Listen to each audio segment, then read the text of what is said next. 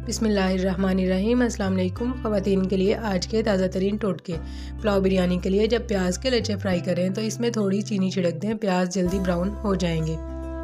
सालन अगर पतला रह जाए तो इसमें 5 से 6 अदद काजू या बादाम का पेस्ट शामिल कर दें। सालन गाढ़ा और खुश जायका हो जाएगा।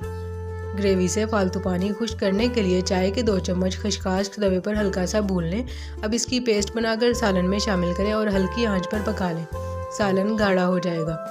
पकौड़ों को नरम बनाने के लिए इसके अमेज़े में 2 चाय के चम्मच गरम तेल शामिल करें।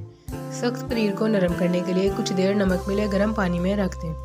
बंद गोभी पकाते वक्त इसकी बू पूरे घर में फैल जाती है। अगर गोभी पकाने के दौरान पैन में रोटी का एक टुकड़ा रख दें तो बू नहीं फैलेगी।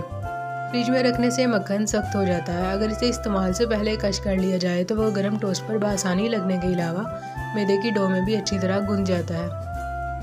अदरक का छिलका चम्मच से उतार कर देखें, आप छुरी का इस्तेमाल भूल जाएंगे।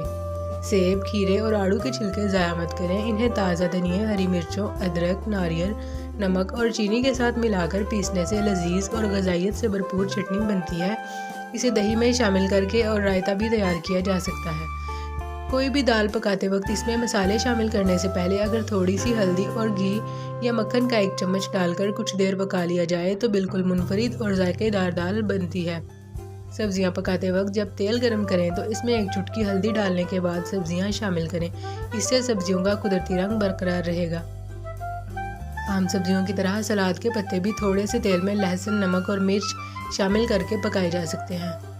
नमकीन मक्खन 6 माह तक, जबकि अनसॉल्टेड मक्खन सिर्फ 3 माह के लिए फ्रीज़र में महफूज रहता है। चुकंदर की रंगत और जायका बरकरार रखने के लिए इसे सिर्फ 15 मिनट तक भाप में पकाएं।